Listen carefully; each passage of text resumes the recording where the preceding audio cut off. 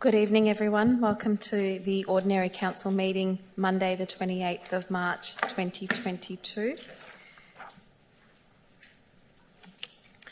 Item 1.1 attendance. Are there any apologies, Mr Benny? Yes, Deputy Mayor, we have apologies this evening from Councillor Sophie Tan, Councillor Sean O'Reilly and Councillor Jim Ametti.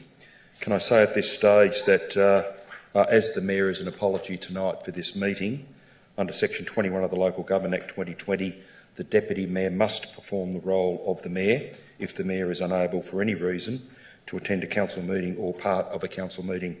Accordingly, Deputy Mayor Councillor Eden Foster will chair tonight's meeting. And in case anyone is observing and notes that Councillor Garrett is not in the chamber, Councillor Garrett is online this evening. Thank you, Mayor. Thank you, Mr Benny. Item 1.2, Acknowledgement of Traditional Owners of the Land. Council acknowledges the traditional owners and custodians of this land, the Bunurong people, and pay our respects to their elders, past, present and emerging, while also recognising their deep and continuing connections to climate, culture and country. We also pay our respect to all Aboriginal and Torres Strait Islander peoples and their elders and acknowledge their journey. Item 1.3, Offering of Prayer. The Councillor Formoso will read the prayer this evening. Please stand.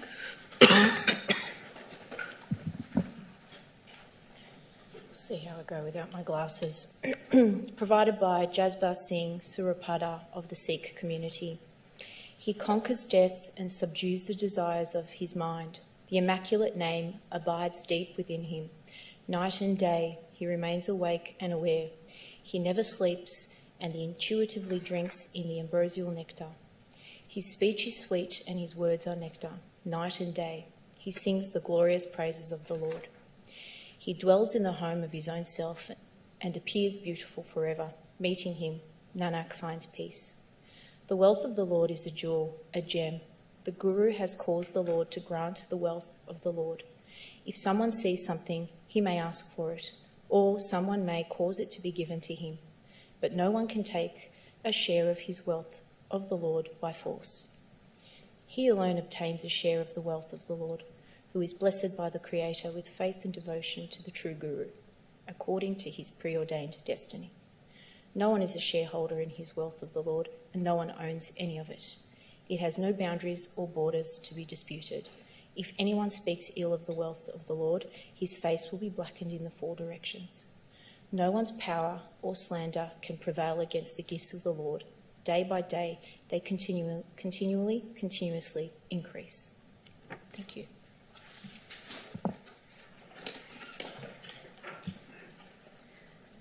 Item 1.4, confirmation of minutes of previous meeting of Council held 15th of March 2022. Is there a mover? Moved by Councillor Long, seconded by Councillor Dark.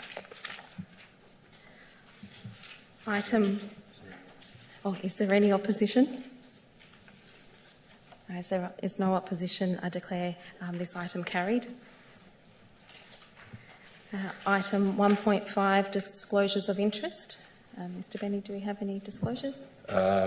Deputy Mayor, I believe we have one. I'm just waiting on the paperwork.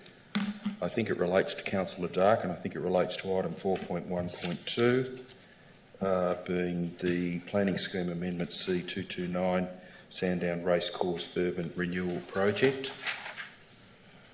Just bear with me for 1 second.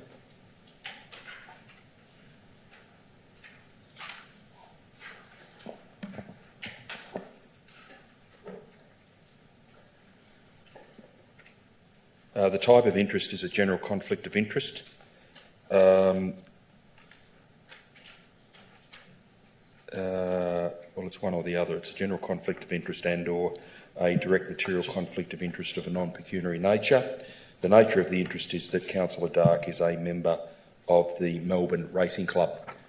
Councillor Dark will be required to leave the chamber for any vote or any decision and declare the conflict at the time of the item. Okay, thank you, Mr Benny. Item 1.6, adoption of Audit and Risk Committee meeting minutes.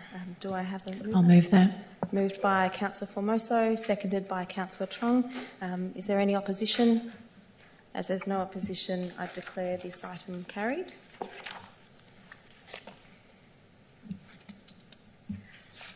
Item 2, Officers' Report Part 1. Item 2.1, Documents for Sealing. 2.1.1, Documents for Sealing. Do I have a mover? Yep. Councillor Long, Moved by seconded Richard. by Councillor Lim. Councillor Lim. Is there any opposition? As there's no opposition, I declare this item carried. Item 2.2, Documents for Tabling. 2.2.1, Documents for Tabling. Is there a mover for this? Moved by Councillor Trong. Yes. Seconded by Councillor Lim. Is there any opposition? As there's no opposition, I declare this item carried. Item 2.2.2, Petitions and Joint Letters. Do I have a mover? Moved by Councillor Long. Second that. Seconded by Councillor Formoso. Is there any opposition? As there's no opposition, I declare this item carried.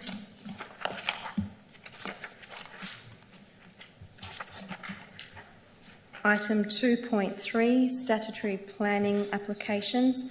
2.3.1, Planning Decisions issued by Planning Minister's Delegate, February 2022. Moved by Councillor Long.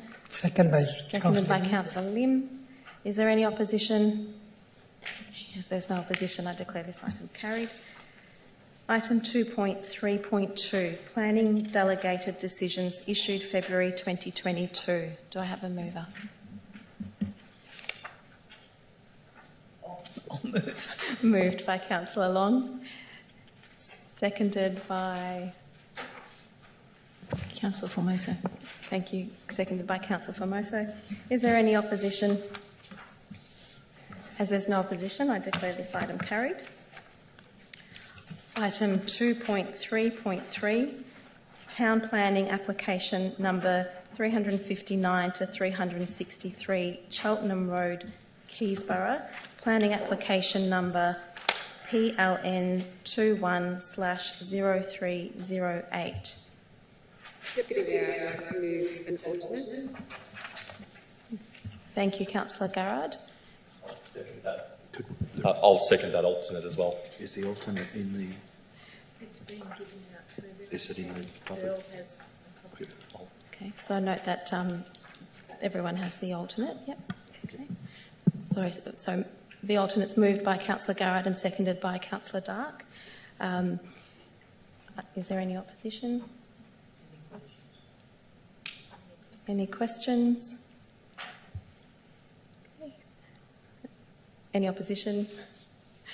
As there's no opposition, I declare the alternate carried. Deputy Mayor, can I make a comment? Of course, Councillor Garrard. Thank you, Deputy Mayor. I'd just like to congratulate the applicants in this item for their accommodation of the needs of the people who are affected by the satellite. Is there an echo? I can hear an echo. It's very pleasing to see that they have taken some steps to reduce the impact of the satellite dish on the quality and enjoyment of the backyards of the 3 adjacent properties that are impacted by this. So I just wish to acknowledge that. Thank you, Councillor Garrard. Any other comments? Okay. Item 2.3.4, Town Planning Application number 79 King Street, Dandenong. Planning Application number PLN 21/0236. Do I have a mover? Happy to move. Moved by Councillor Dark. I'll second that. Seconded by Councillor Long. Is there any opposition?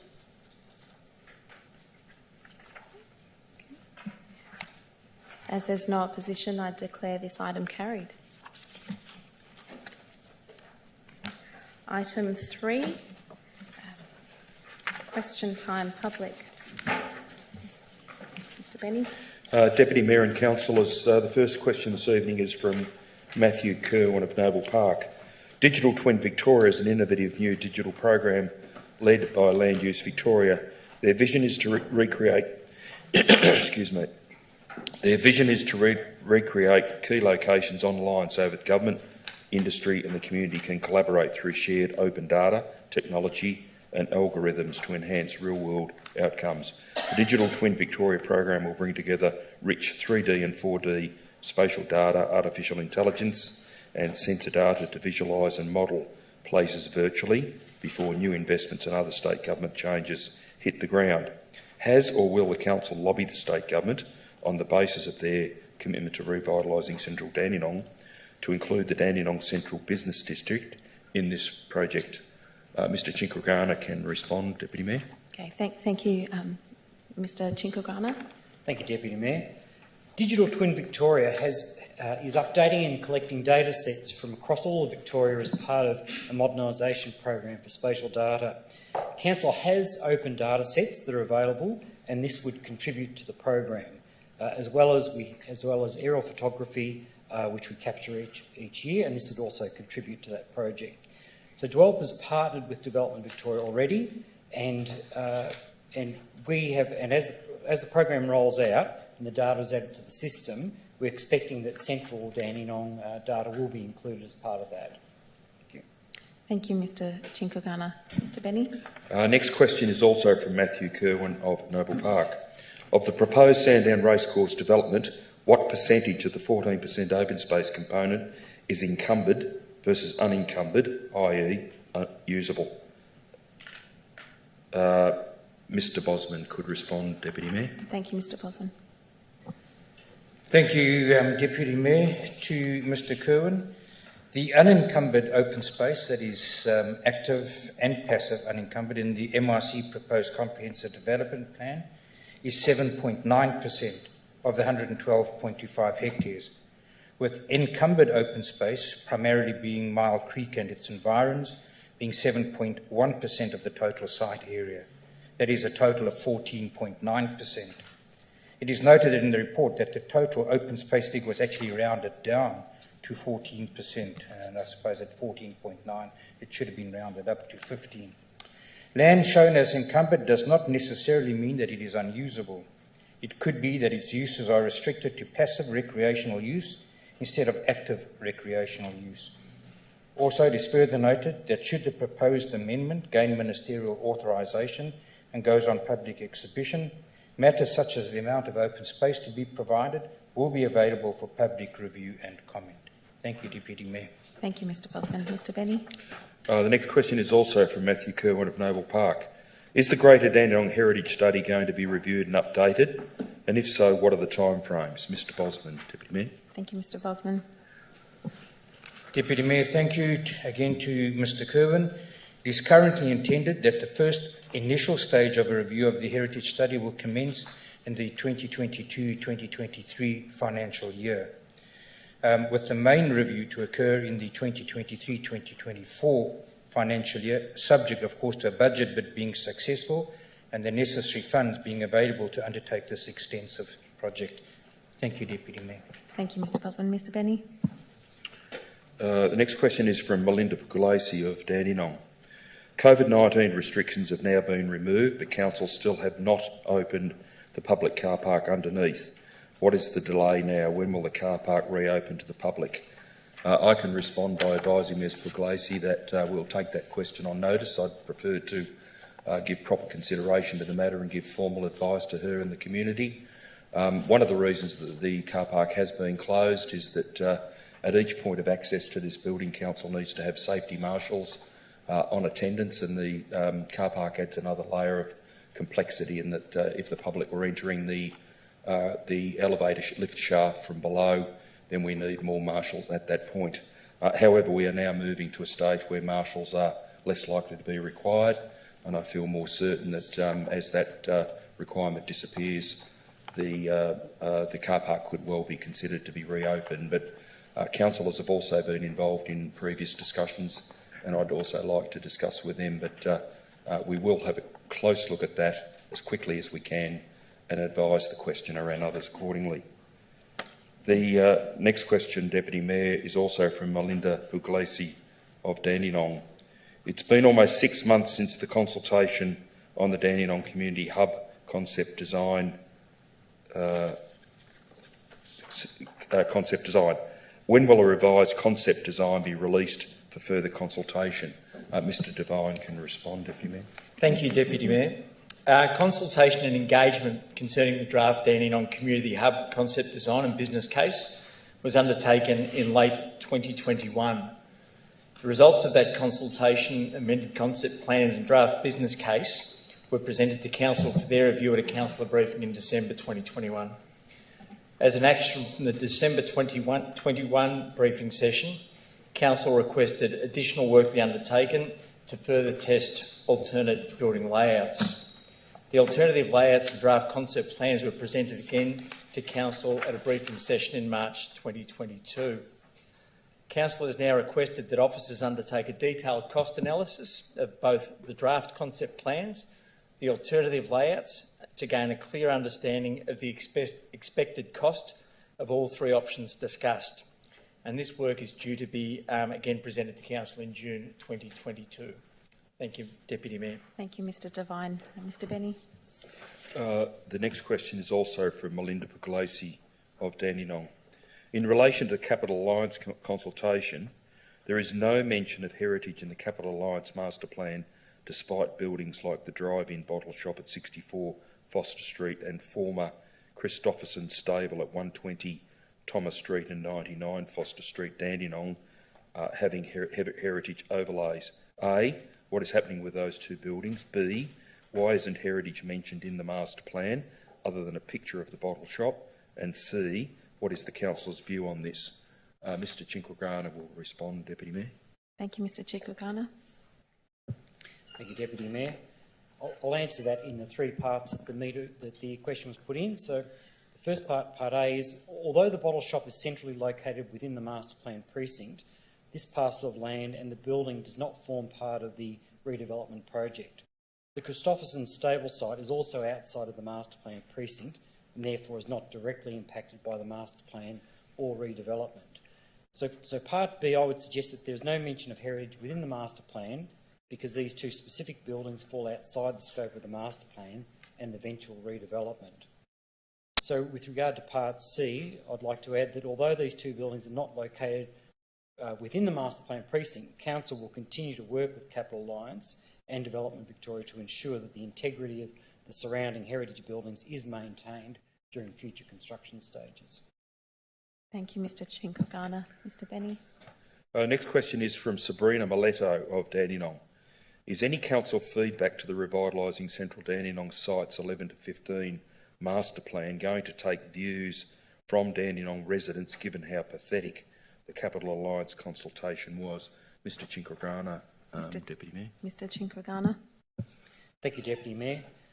Although Council is only one of the stakeholders, it continues to engage with Capital Alliance on an ongoing basis. And given this, the need for a specific response to this aspect of the process is being considered.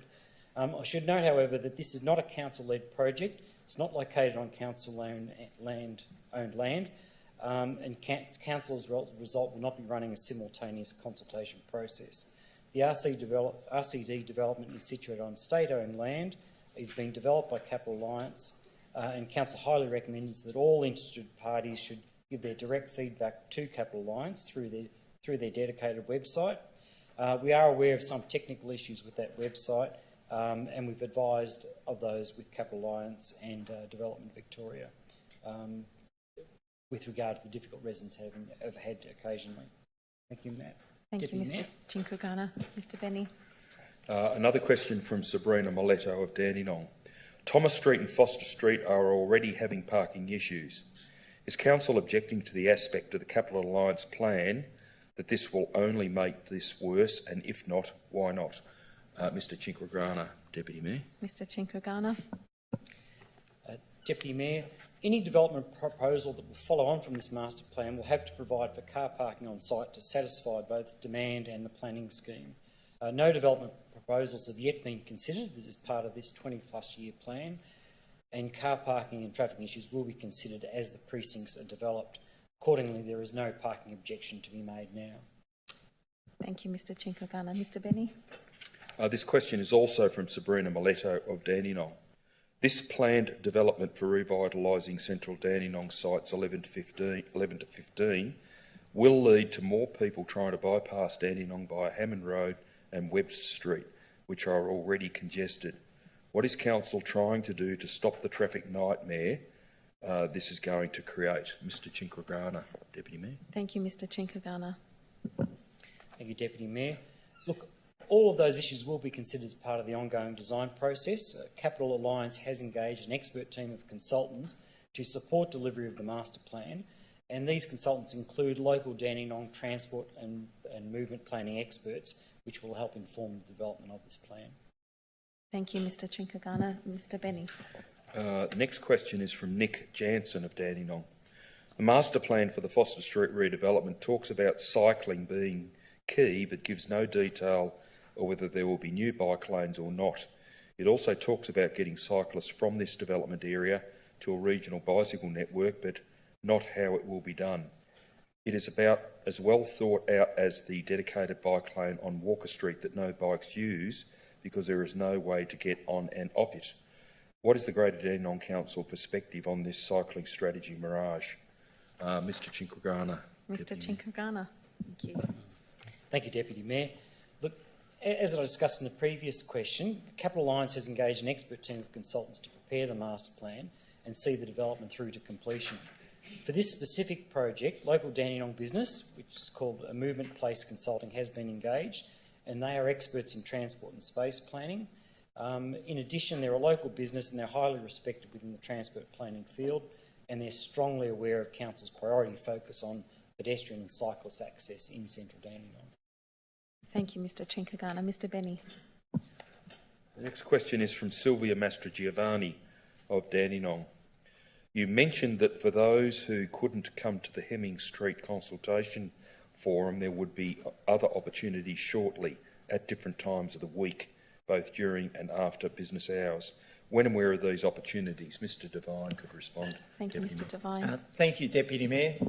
Councillors, it's pleasing that the Hemming Street Precinct Empowering Communities grant will provide many touch points for the community, for community engagement in the next 2 years.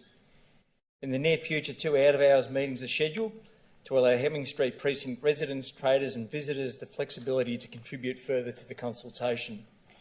These will be held at the Council in the formal meeting rooms and are scheduled for Thursday the 5th of May from 6 p.m. to 8 p.m. and Saturday the 7th of May from 10 a.m. to midday.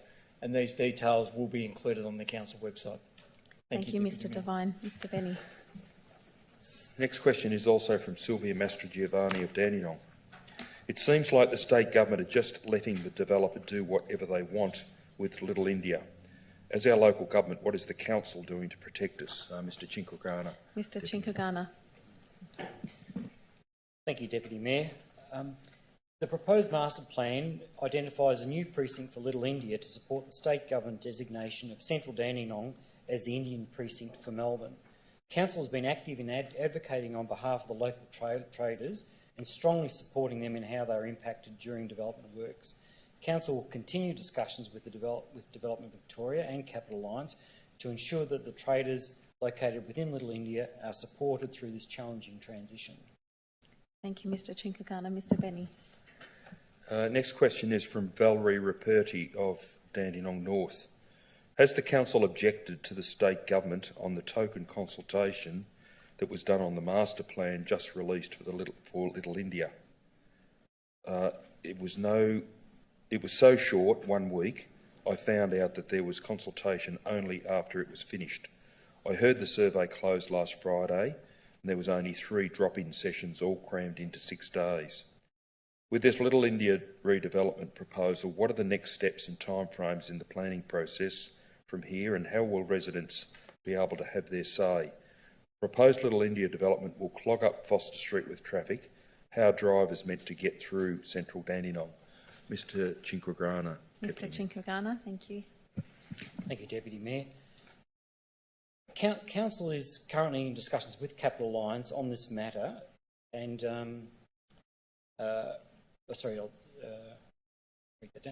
Sorry, I'll just say. Council is aware of the initial face-to-face consultation was limited. However, interest in the master plan can still be submitted through the RCD Capital Alliance website. Council is currently in discussion with Capital Alliance on this matter and will be able to provide further updates on the planning process as timelines become available, and we'll do that through Council's website. And as mentioned in previous responses, Capital Alliance has engaged an expert team of consultants to prepare the master plan and see the RCD development through to completion. For this specific project, as I said, local Dandenong Business Movement and Place Consulting has been engaged. They are experts in transport planning and place planning. And being a local business, as I said, they're highly respected within the transport planning field, and they're strongly aware of Council's priorities. Thank you, Mr Chinkagana. Mr Benny. The next question is from Elizabeth Grasso of Keysborough. Regarding the proposed Sandown Racecourse development, A, what are the number of mature trees that will be lost, and B, what is the canopy cover reduction that will result from the proposed development? Mr Bosman, Deputy Mayor. Thank you, Mr Bosman. Thank you, Deputy Mayor, and to Ms Grasso. A development permit can only be considered at a later stage in accordance with the provisions of any rezoning of the site if successful. At this stage, the proposal before Council is to rezone the site to a zoning that would allow residential development and a degree of non-residential development to take place. At this stage, thus, there is currently no development permit before Council, and as such, details of vegetation removal and new landscaping can only be answered at that time. Thank you, Deputy Mayor. Thank you, Mr Bosman. Mr Benny. Next question is also from Elizabeth Grasso of Keysborough. Regarding the proposed cemetery development in the Dandenong floodplains, what is the timeframes and next steps, and will it be heard by a planning panel, and if so, of what type? Mr Bosman, Deputy Mayor. Thank you, Mr Bosman. Thank you, Deputy Mayor. To Ms Grasso again. The statutory process of a rezoning application for that site has not yet commenced. Council expects to be notified if and as soon as an application is lodged by the Southern Metropolitan Cemeteries Trust with DELP, and as soon as that is lodged and those dates and those timelines are known, we will then come back to councillors with that information, and I'm sure then the link to the website will also be made available. Thank you, Deputy Mayor. Thank you, Mr Bosman. Mr Benny. Another question from Elizabeth Grasso of Keysborough. When will there be community consultation on the next Greater Dandenong People Seeking Asylum and Refugees Action Plan, given the current one ends in June this year? Mr Devine, Deputy Mayor. Thank you, Mr Devine. Thank you, Deputy Mayor. The Multicultural and People Seeking Asylum Committee are reviewing the current plan and will review a new draft thematic People Seeking Asylum and Refugees Action Plan at the April committee meeting. The community consultation process required from this will be considered at that time. Thank you, Deputy Mayor. Thank you, Mr Devine. Mr Benny. Next question is from Charlie Mastrogiovanni of Dandenong. Is the Council going to make a submission to the Capital Alliance Master Plan, and will it be shared with the Dandenong community? Why was Council hosting the consultation for the Capital Alliance sales brochure? You wouldn't call it a plan. Their online feedback form would not even work. The Capital Alliance so-called master plan isn't anything of the sort. It is a series of artists' impressions. When will there be a real planning development plan for us to see what is really going to happen? Mr Chinkagana, Deputy Mayor. Thank you, Mr Chinkagana. Thank you, Deputy Mayor. Council has been briefed by Development Victoria and Capital Alliance on the proposed master plan prior to the recent community engagement process. Council officers are in ongoing discussions with Development Victoria and Capital Alliance, and a decision on whether a specific submission is yet to be made. The meeting rooms in Council are open to public bookings, and due to its location, with Development Victoria and Capital Alliance chose to hold a number of their sessions in the Council building. We were not officially hosting them, as the consultation process was theirs alone. Difficulties with their online form have been passed on to Development Victoria and both Capital Alliance. A master plan is a high-level document, and artists' impressions are usually provided to assist with showing the community and others what the vision is, rather than a set of text or just words. It should be noted that the Minister is the relevant planning authority for this precinct. Development plans will be prepared for each precinct as they develop over the next 20 years. Any further detail on timing received by Council can be shared with the community through its website. Thank you, Mr Chinkagana. Mr Benny. Next series of questions are from Dom Bakari of Keysborough. Thanks to Council for deferring the vote for the waste-to-energy plant. We understand landfill is becoming an issue to dispose of waste. We, the community, are challenging the toxic method and a significant commitment of our rates for 25 years, as well as why is the location is being withheld from all Victorians. 1. Will Council submit alternative options such as cleaner methods of disposing of waste, as per Councillor Garrett has suggested in previous weeks? 2. Will Council consider building their own waste-to-energy plant with a clean method in its own municipality, instead of committing to such a long 25-year contract? And 3, signing such a long 25-year contract for anything within our council is too big of a risk?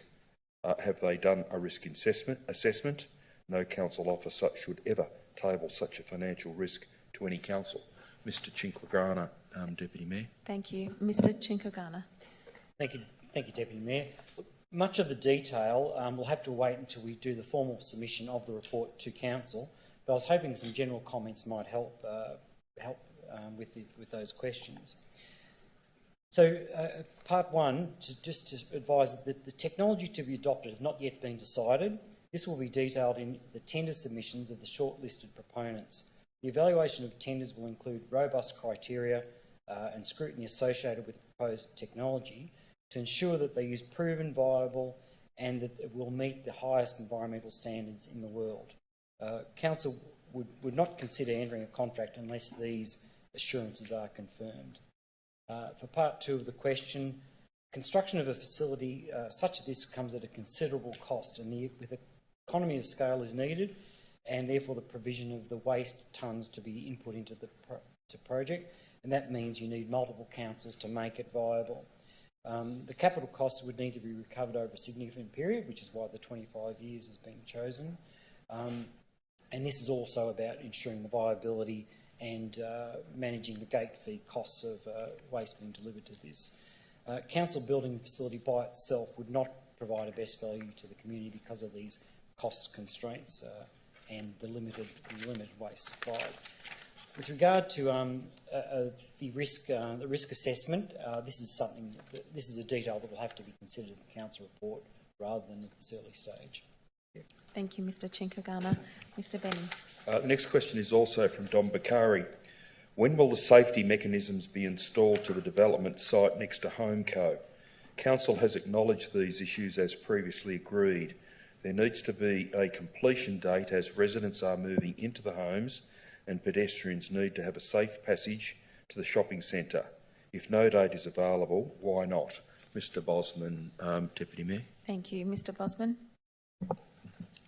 Thank you, Deputy Mayor. And to Mr Bakari, there are a number of matters related to Mr Bakari's question, and I'll take you through those. The first being the establishment of landscape pedestrian barriers along the eastern interface of the North-South Road, and that has already been completed. The second is the installation of additional pedestrian wayfinding signage, which will be installed upon completion of the development in June of this year. Third, the relocation of the utility pole adjacent to the access lane along the eastern interface of the North-South Road. This will be removed on the 10th of June. It has taken some time to get Vic Roads and Ausnet, the utility company, to get their agreement on that. 4, the installation of additional fence at the footpath boundary adjacent to the access lane along the eastern interface of the North-South Road. That has been completed.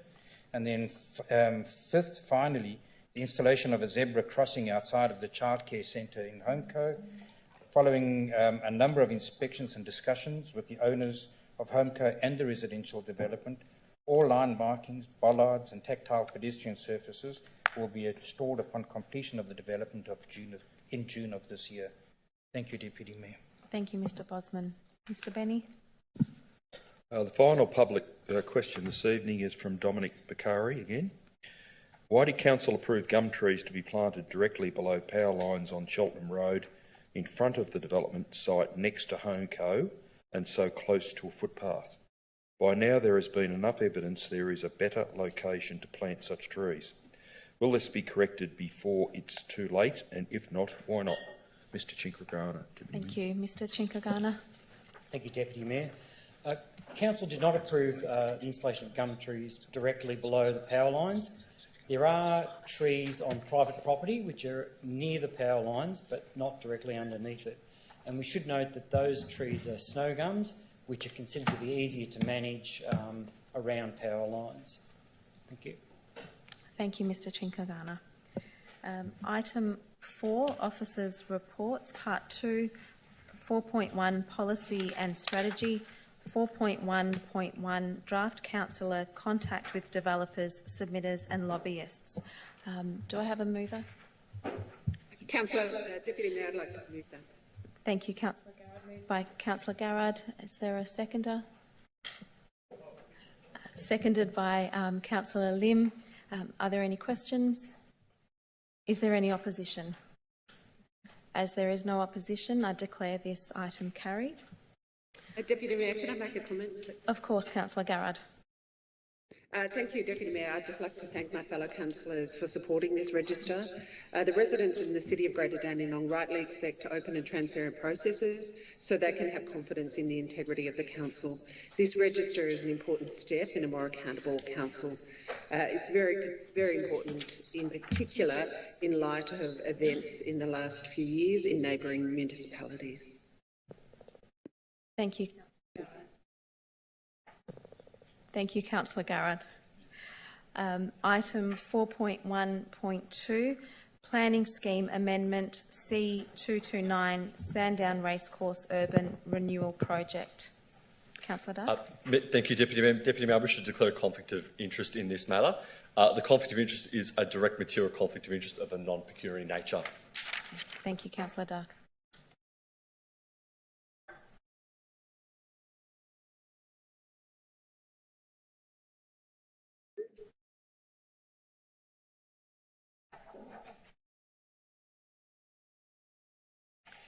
Okay, is there a mover for this item?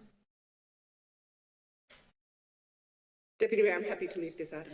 Moved by Councillor Garrard, seconded by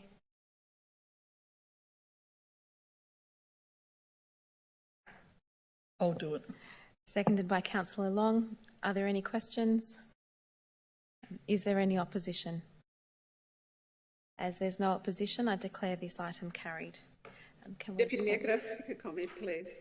Yes, of course, Councillor Garrard. I'd just like to state this. What this means is that this is the opportunity for the community to, well, this will be the opportunity once it is exhibited for the community to examine these plans and have their say, and we hope that the community take up that opportunity. Thank you, Councillor Garrard. We call Councillor Dark back into the chambers.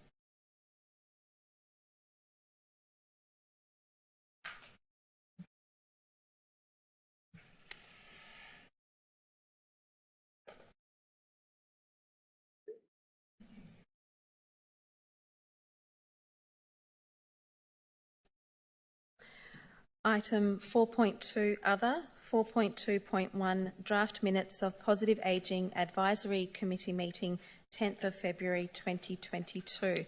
Is there a mover? I'll move. Moved by Councillor Long, seconded by Councillor Trung. Are there any questions?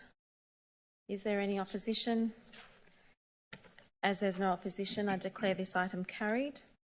Item 4.2.2 Draft Minutes of Arts Advisory Board Meeting 15th of February 2022. Is there a mover? Happy to move that. Moved by Councillor Formoso. I'll second that. Seconded by Councillor Long. Are there any questions? Is there any opposition? As there's no opposition, I declare this item carried.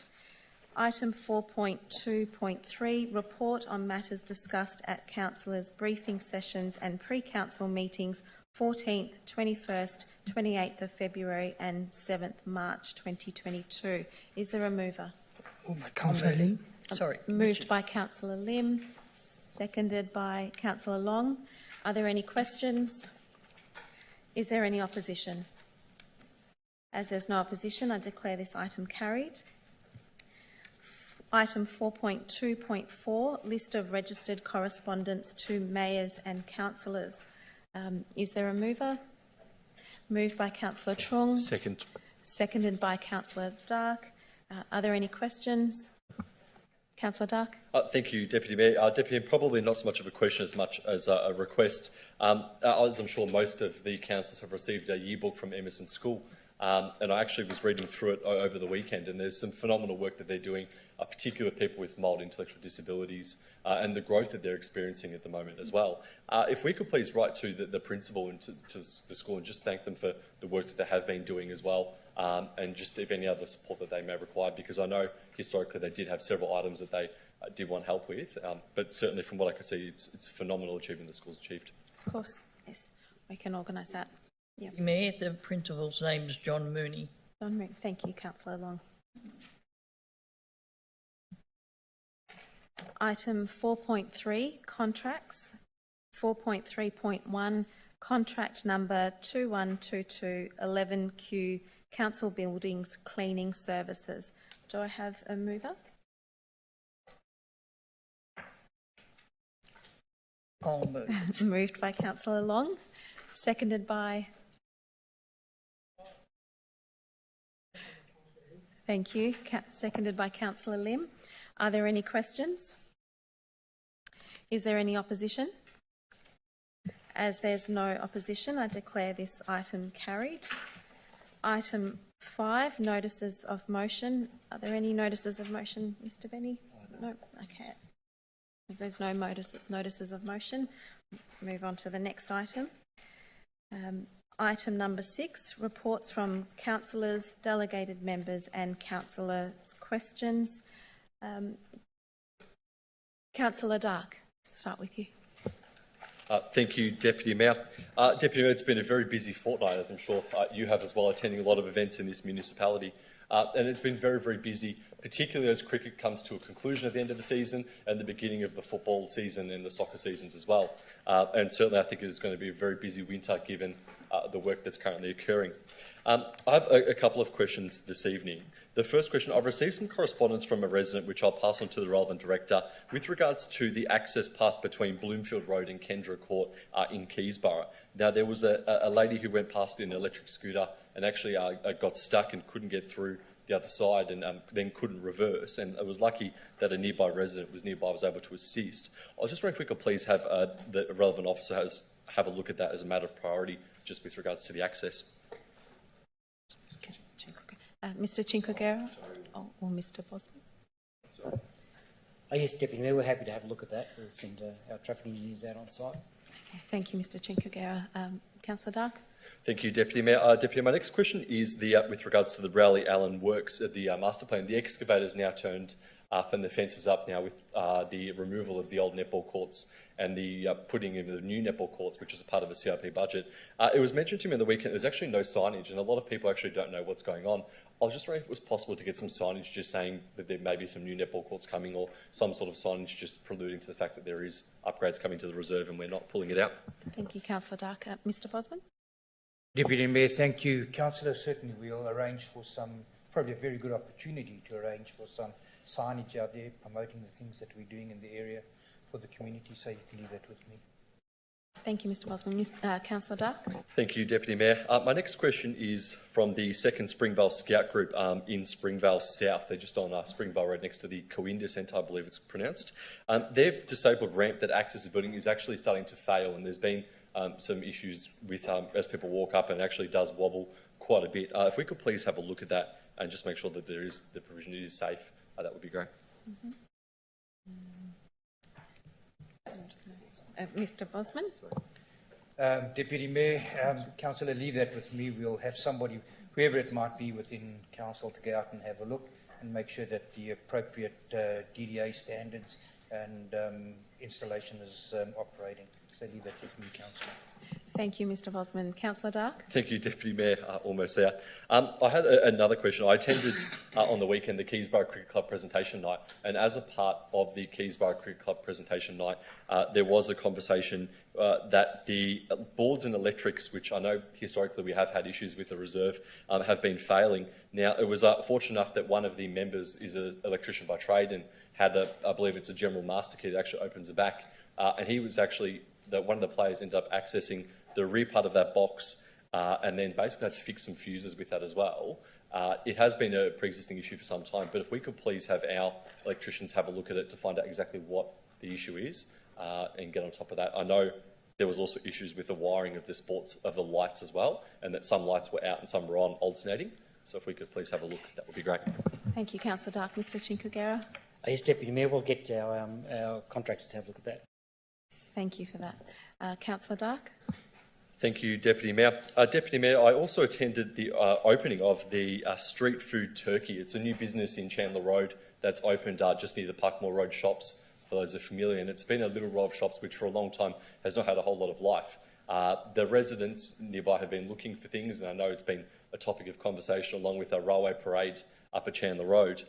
We actually had the opening of, it's a Street Food Turkey, and this is a gentleman who lives out north who's actually come back out to the southeast.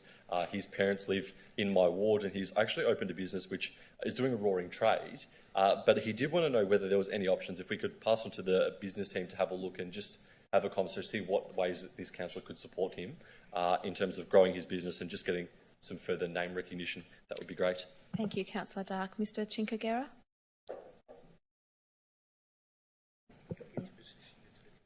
Yes, we'll have a look at that when it comes through. Thank you, Mr Chinkagera. Councillor Dark? Thank you, Deputy Mayor. The last one this evening, I attended on the weekend the Springvale German Lutheran Church's 60th anniversary of having a church with Councillor O'Reilly and Councillor Lim.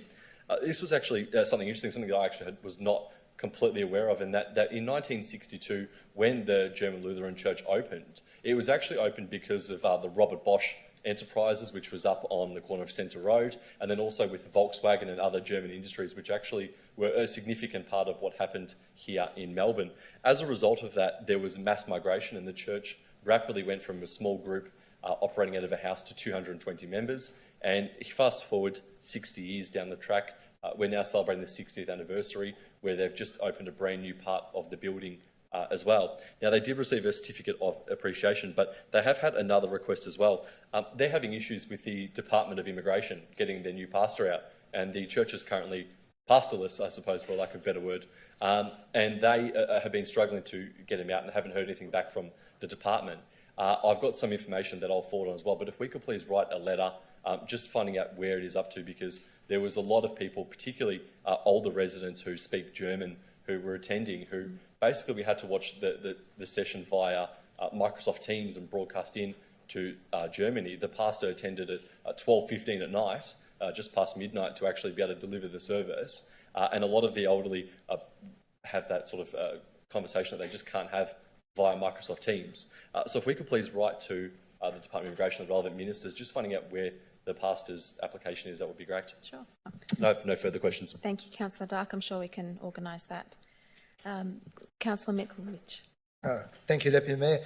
Just one question for tonight. If I could please get an update on the progress of application, or not an application, but the actual consideration for the outdoor dining screens on Brady Road. There's a couple of shops which I visited, one of the council offices, and I haven't heard anything back. This was probably October last year, November last year, as to how we're going with the government grants and so on and so forth. So if I could get some sort of a feedback as to, has this progressed or not? Thank you. Thank you, Mr Chinkagera. Yes, Deputy Mayor, we can follow that up and we'll get back to Councillor Milkovich. Thank you for that. Councillor Milkovich. Actually, I do have another question. It's just come to my mind. Could I please find out about the progress, or if at what stage are we with the Brady Road public toilets design progress of the work on that project, please? That'll be appreciated. Thank you. Mr Chinkagera. Yes, Deputy Mayor, I'll get an update on that. I think the hold-up was getting the exact location determined, which we have now, so I'll follow up on that and get more detail back to Councillor Milkovich. Thank you, Mr Chinkagera. Councillor Milkovich. Thank you. And just wanted to say a big thank you to all the council officers and managers and the contractors. They've been doing fantastic work. I think they've put in a high gear now with road resurfacing, curb and channel replenishment, reworks in Dandenong North. It's gone on everywhere. Kriegel Way, Lipton Drive, it's all over the place. I want to say thank you very much to residents. Do appreciate it a lot because the roads were a bit sort of iffy. Thank you. That's it. Thank you, Councillor Milkovich. Councillor Lim. Thank you, Deputy Mayor. Just on Wednesday, the 16th of March, I had a very good discussion online by Zoom with Victorian local government, with Ms. Bell Shank. The whole point that she wants to know is just one-to-one with her, to know about who am I, where I come from, what is my childhood experience, and what she asked me all sort of questions regarding to a councillor job that I've been working for the last 15 months.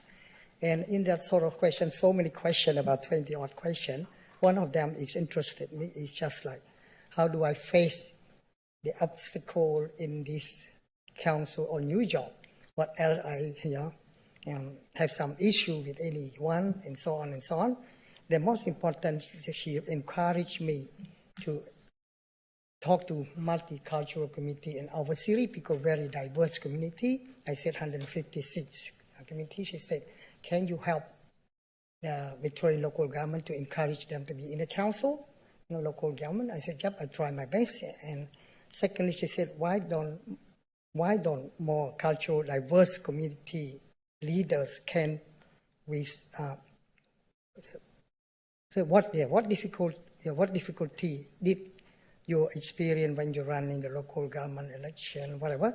But her point is just say that why a lot of first generation that come to Australia, especially different cultural background, why can't they become a councillor or they try to be in the local government?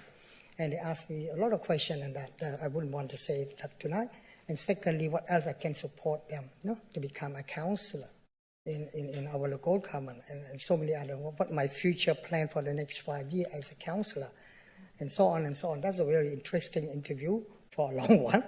And on the 18th of March, I sort of attend the Springwell shop. Actually, I spent a bit of a couple of hours with body corporate and also real estate agent just to educate the business owner in Springvale, especially Springwell Centre, that have been like, probably Jody know more than anyone else, and probably some director been with me before. Just the whole point is try to educate them and let them to understand what is the best for their business, what is the best for our city as well. If you can make your shopping center look attractive and probably have a modern toilet, whatever, they're going to be good for themselves, not for us. And actually, it promised me to build a brand new toilet very soon, the same as Springvale Centre. That's a good news again. And also on a Saturday, the 18th of March, I went to Springvale Shopping Centre just to spend about half an hour or so, just to try to sort of appeal to every people that come to the shopping centre to ask them to donate for the flood appeal in Queensland and New South Wales, because people have been through a lot of tough time, they lost everything, and people understand very well. Especially they come to my shop, we raised a couple of $1,000 so far. That's a good one, and also we raised some fund for Ukraine as well. On a Friday, the 15th of March, I attend Springvale Rye Primary School with Councillor Sean O'Reilly. He's the president of school council and a former school council as well. It's a great opportunity to me to meet the previous staff and also some students that they know me before.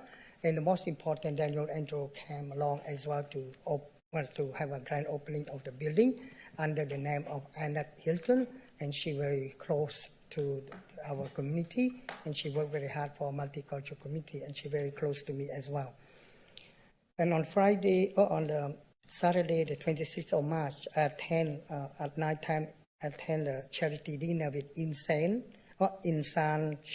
Jam Muslim Melbourne Charity Association.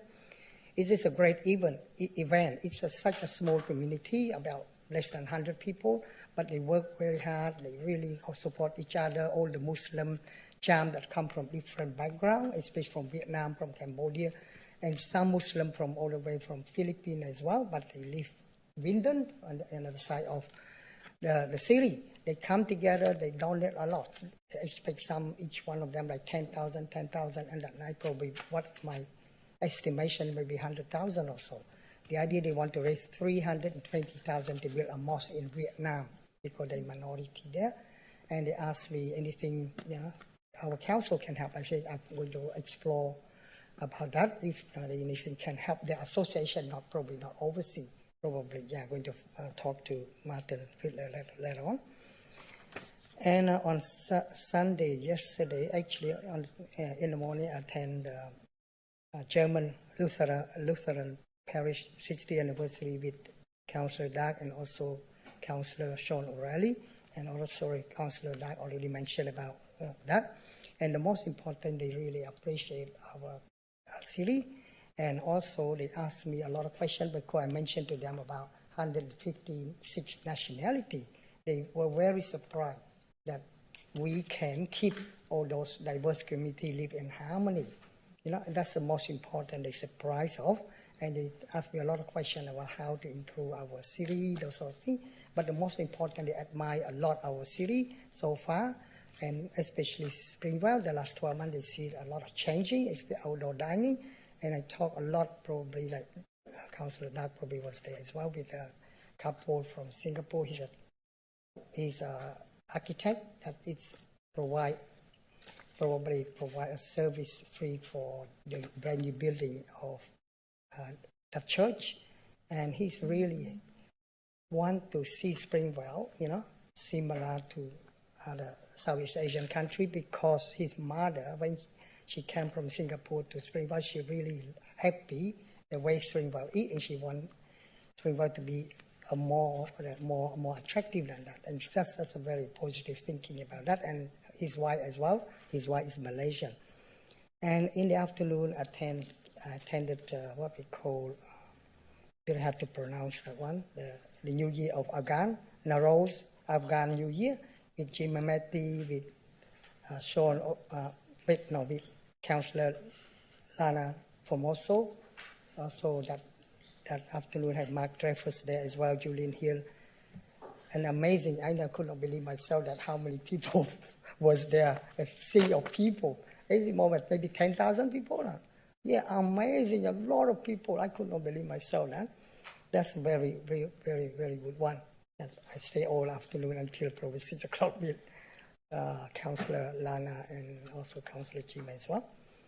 And it's not really a question, actually. The last couple of weeks, there's a few business owners asked me about outdoor dining. Now they found out that a lot of business owners, especially restaurant and bubble tea shop, have this outstanding outdoor dining. And some now they want to have that as well.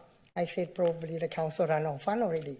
But they said, oh, never mind. I give them the email to contact Mr. Kevin Van Boxtel.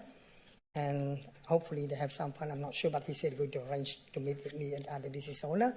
And the most important, I would like to thank you, Mr. Kevin Van Boxtel, and also our council that have done a great job for Springwell and look very outstanding. And everyone really admire about cleanliness. It's just really that couple as well, and other German couple as well mentioned to me how clean Springwell, how nice Springwell is. Even the toilet now, the business owner from the shopping center, they use their staff toilet, but they no longer use their staff toilet, they use public toilet instead. They told me like that. That's a good news. And the question that people have been asking me for the last couple of weeks, I'm reluctant to because I want them to email to me properly, but they refuse to do. The whole point they want to know is about food safety in Springwell. I said, is there a lot of issue? They said, not really, but they're concerned about how often the council officer inspect the butcher and also the fish shop. For the food shop seems to be not an issue. They check very frequently. Their concern is probably they worry about some butcher, fish shop, maybe they don't put preservative according to the health department standard. And they ask me how often the council officer check those butcher and those fish shop. I said, I have no idea. They refused to email to me, therefore I just like to ask the relevant officer how often we do checking those one to make sure they don't put too much preservative to the meats and also to the fish. Thanks for that. Okay. Thank you, Councillor Lim. Mr Bosman. Deputy Mayor, thank you. Councillor Lim, the public health officers within council have no role to play in monitoring how much preservatives, etc., go into products. We do obviously have a role to play in checking the hygiene of premises, of equipment, of the food manufacturing processes under the Food Act. But in terms of butcheries, that is dealt with completely separately by an agency, a state agency outside of council. I can get all of those details to you, but it'll be a little bit of both. If it's really around the butchery itself and the quality of the meat and what might be going into that meat, that is not a matter that council can deal with, but I'm happy to provide the information as to where those inquiries or those complaints can be made. Thank you, Mr. Thank Bosman. you, Mr. Bosman, and thank you also, Deputy Mayor. Thank you for that. At least I have the answer for them. Thank you. Thank you, Councillor Lim. Councillor Garrard. Thank you, Deputy Mayor. And as other councillors have noted, there's been some tremendous events on. I attended the Noble Park Big Day Out, which was a tremendous success. And I'd just remind people about the Keysborough Big Picnic, which is coming up, which I'm sure will equally be a great success. It's great to see that the Westbourne Boulevard toilets are nearing completion, and we look forward to the commencement of the public toilets at Picnic Park in Keysborough South, and these will greatly add to the comfort of families that use these incredibly popular parks. The reason I'm not there tonight and the reason that Mayor Mehmeti is also not there is that we're currently in Canberra. We're currently leading a mayoral delegation representing 38 councils across Australia, representing the interests of asylum seekers and refugees to the current parliament in the pre-budget environment. We know that Dandenong is the second biggest settlement area, and we have a very high number of humanitarian refugees that settle, often up to 2,000 a year in pre-COVID times. We're seeing right now the impact of a federal policy around providing no support to asylum seekers and refugees, some of whom are waiting for up to 12 years to have their paperwork processed. And in that time, they have no visible means of support, no financial support, no access to medical services, no access to mental health services, no access to education, no access to work permits. So we are seeing a level of destitution in our local area, which is unforeseen, which is never occurred at this scale before, and it is extremely heartbreaking. I'd particularly like to thank a resident that has come up here and is working with us to with the politicians today. Sajid Askari. Sajid was telling the politicians that he arrived in 2012 on a boat. He was processed within 6 months. He is now about to graduate from law at Monash University, human rights law. Conversely, his brother arrived 1 week later and 12 years later has not had his paperwork processed and is still on a temporary visa, is unable to work, unable to get his family out here, unable to be educated, and is now suffering severe mental health impacts. Sajid also informed us there have been 14 suicides in the Afghan Hazara community in recent times. So it's a very acute issue, and we're very proud to be here to represent this issue to the politicians. We're extremely delighted with the response that we're receiving, and we are meeting with politicians from every side. So we're very hopeful that that we may move this issue, and that very soon we may see that this policy changes where we do see support rightly provided for these people to live in dignity, and for them to have their paperwork processed quickly, and for them to start to make a contribution to our community and enrich our community. Deputy Mayor, I have one question tonight. It's a question without notice, and it is a question that relates to Greaves Reserve. Greaves Reserve will be needed more than ever for events once Sandown Park is no longer available for events. In the master plan out for consultation, what event infrastructure elements have been left out, like the proposed second family toilet on the western side of the reserve?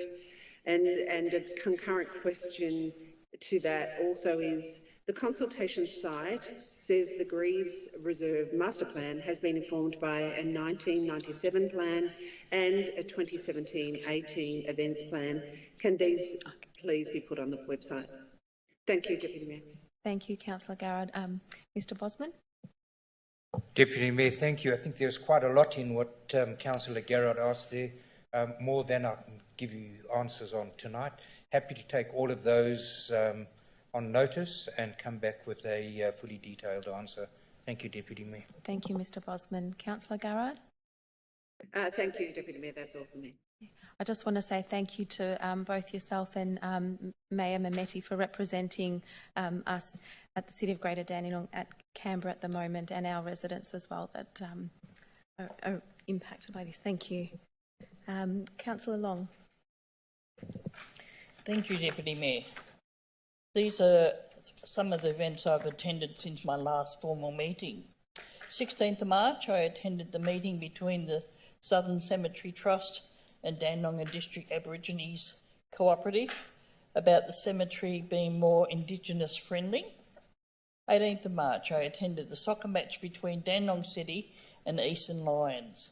It ended up a draw, 2-2.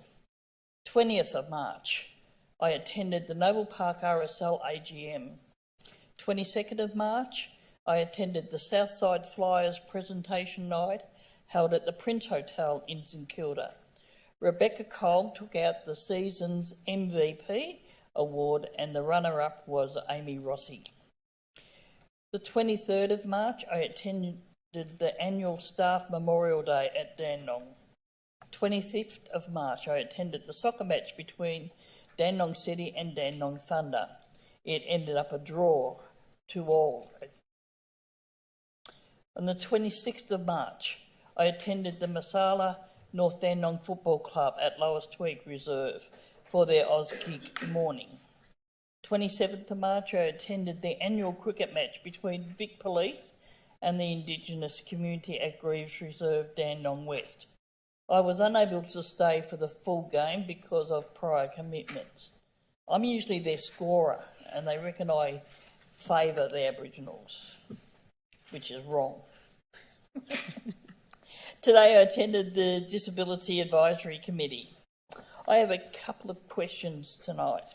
I've been asked by a business person from Menzies Avenue shop about when is Heatherton Road between Springvale Road and Princess Highway going to be fixed. It is in dreadful condition.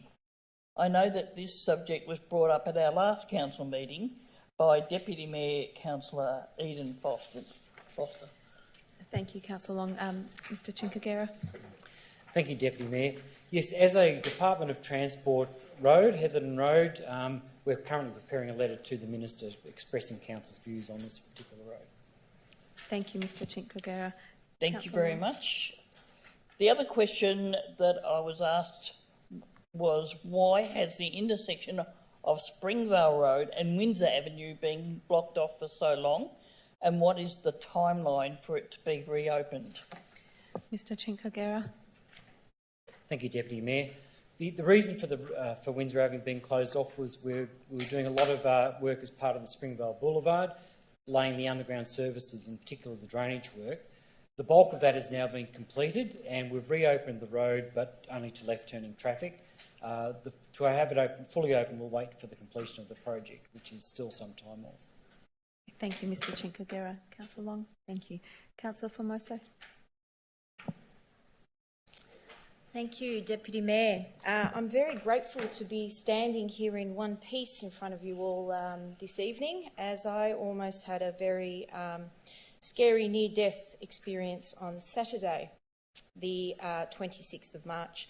I was actually leaving the SES Greater Dandenong unit after spending the entire day volunteering, and as I was leaving the premises, a hoon that was travelling from Sinclair Road down Mills Road almost hit me at a very, very high speed.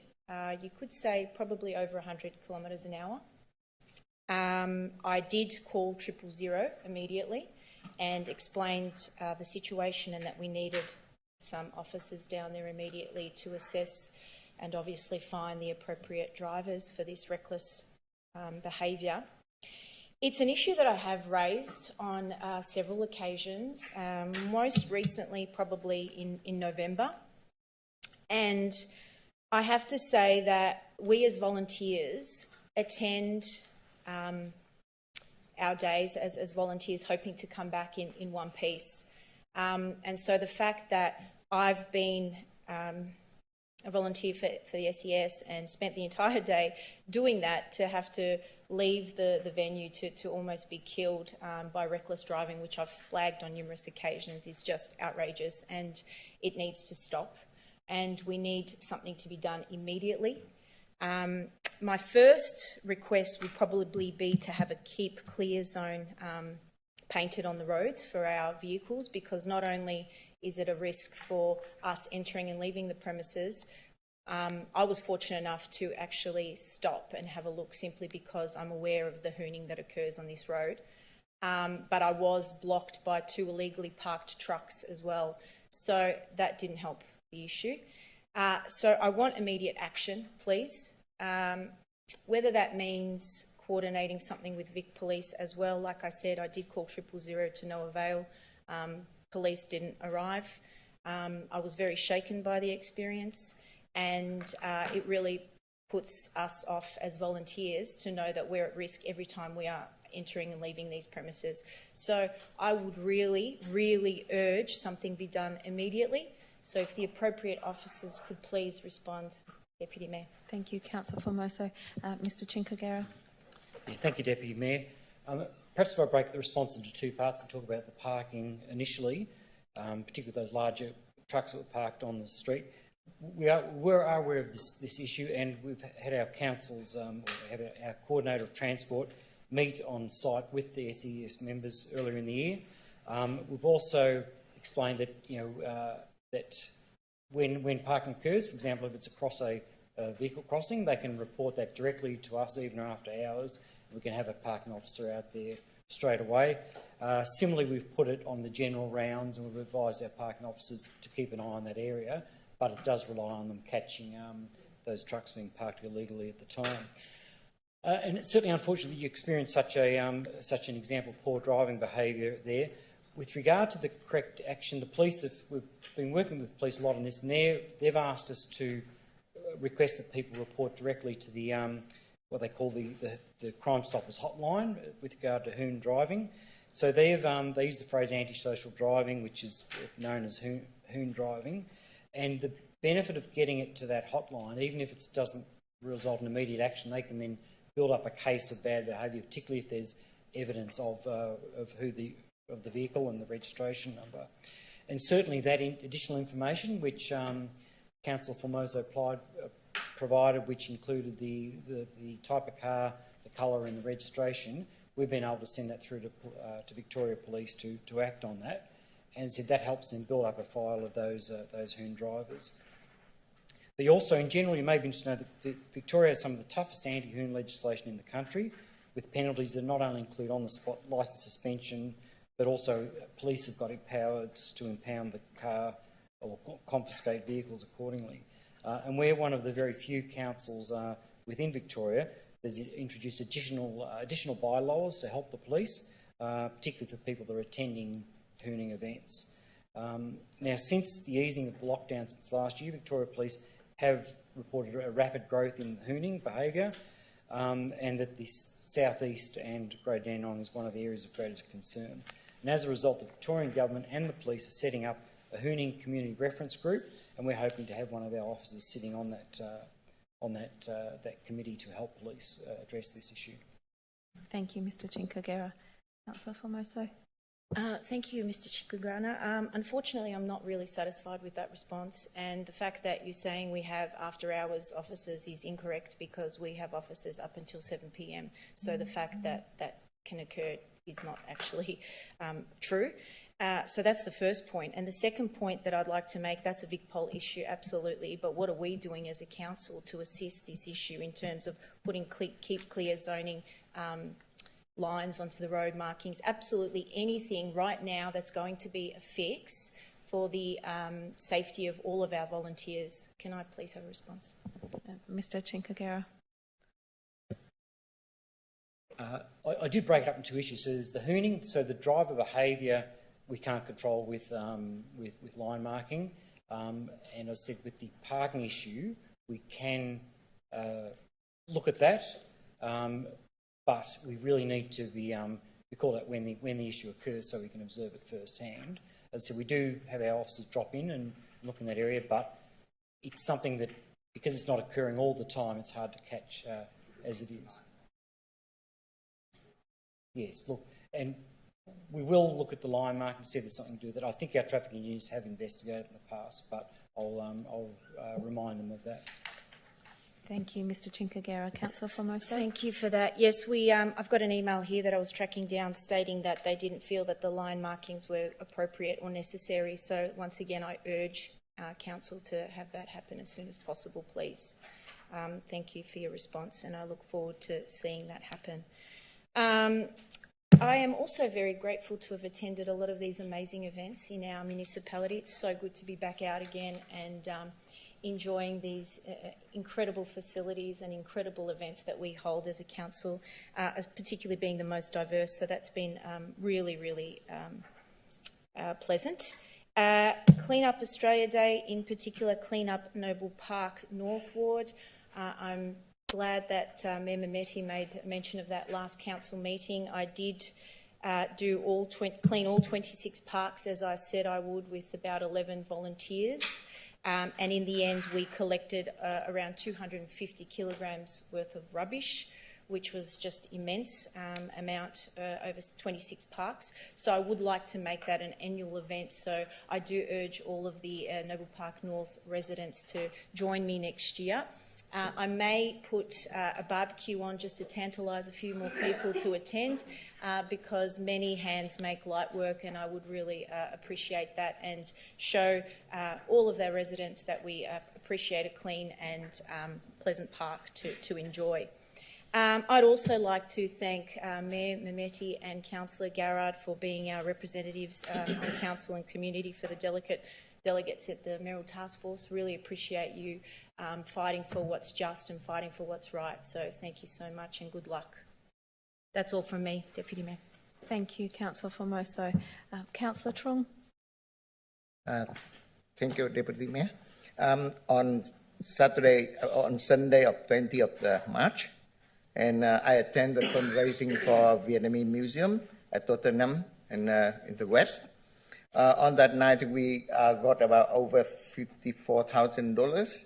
So far, Samvac and Samvac have donated $46,000.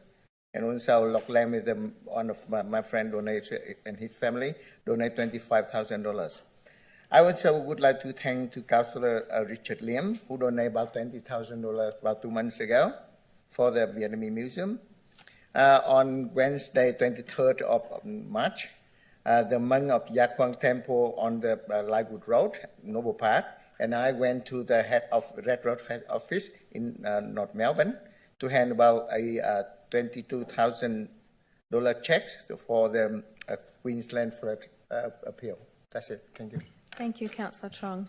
On the 26th of March, I attended the Noble Park Big Day Out, an amazing, amazing event. It was vibrant, families, young people, people of all ages really, but it was really great to see Noble Park sort of kicking after a long period of restrictions and COVID. And I'd like to thank the Noble Park Youth Committee and also the Noble Park Revitalisation Board for putting this together, and fingers crossed that we can make this an annual event with the adequate funding. On the 27th of March, it was a busy day. But I attended with Councillor Long the annual cricket match between the Victoria Police and the Indigenous community, and like Councillor Long, could only attend for some of that because it was a busy weekend. And I also attended the Holy Festival, which was run by the Australian Indian Innovations Incorporated. And it just demonstrates what a vibrant, multicultural community we have and how we celebrate this really well in the city of Greater Dandenong. So just proud to be not just a councillor in the city of Greater Dandenong, but a resident here as well. Mr Benny, do we have any responses that need to be tabled from last meeting? Yes, Deputy Mayor, there were 12 councillor questions taken on notice at the last meeting. They've all been answered and are tabled this evening. Thank you, Mr Benny. Is there any urgent business? Not urgent, just as an announcement, I missed something. Can I have one word? Can I? Is it a question? It's not a question, it's just like an announcement I forgot about. The Honorary Consul General asked me to, but I forgot that would be totally. Under council questions. Yeah, just a quick one only. Yep. Yeah, on the yesterday morning, I had a good discussion with Mr. Michael Pierce, his Honorary Consul General of the Federal Republic of Germany. He asked me to do him a favor by trying to talk to all councillor and also maybe council officer or especially Vietnamese community to try to find all the Vietnamese that escaped by boat between 1970 to 1980, because the reason is one of German man, he tried to rescue all the boat people between that 10 years period, and now he just passed away recently. He want to get together by inviting all the Vietnamese people that have been through those hard time and by rescued by this gentleman, and he want to celebrate something and acknowledge the gentleman that he been rescued all the Vietnamese people, and anything we can help, it would be fine. And I forgot to mention one name about that couple mentioned about how clean our city compared to Footscray and Sunshine. Thank you for that. Thank you, Councillor Lim. We'll close the meeting at 8:21 p.m. Thank you.